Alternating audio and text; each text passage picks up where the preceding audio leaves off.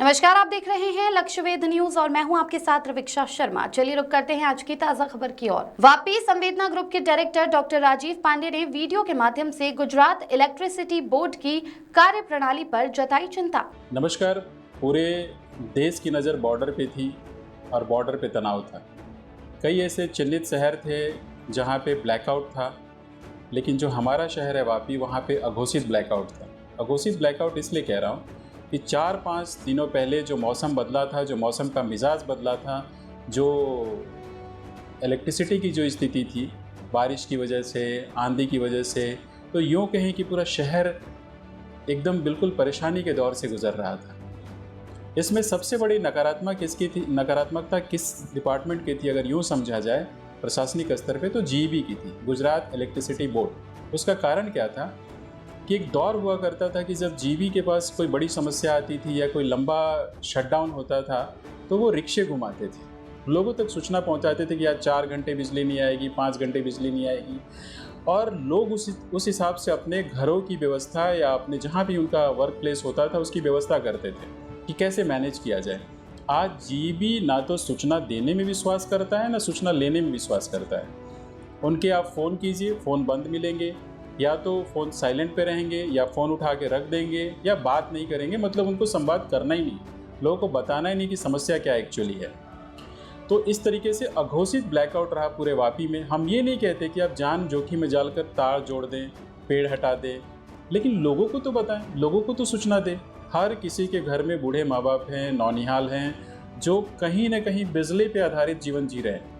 अगर आपके घर में बिजली नहीं है तो अपना फ़ोन भी चार्ज नहीं कर सकते, और सूचना क्रांति के युग में अगर फ़ोन नहीं है तो आप समझिए कि बिल्कुल आप नकारे हैं, आप किसी से संपर्क ही नहीं कर सकते हैं।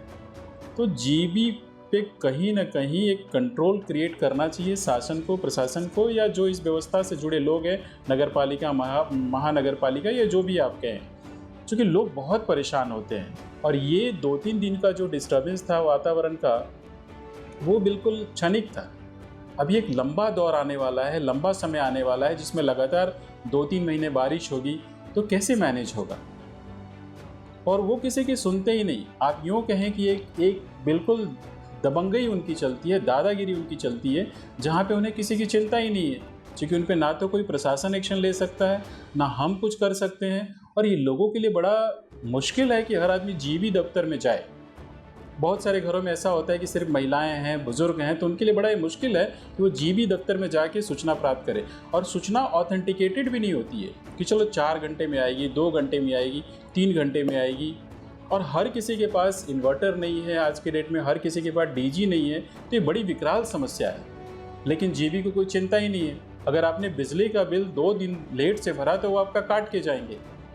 लेकिन जितनी चौकसता उनके अंदर बिजली काटने की है, उतनी ही चौकसता होनी चाहिए कि वो लोगों तक संपर्क करे, लोगों को बताए। और अगर पुराने मापदंड में और पुराने मेथड्स में होता था कि हम ऑटो घुमाकर लोगों को सूचना दें, तो आज भी ये किया जा सकता है।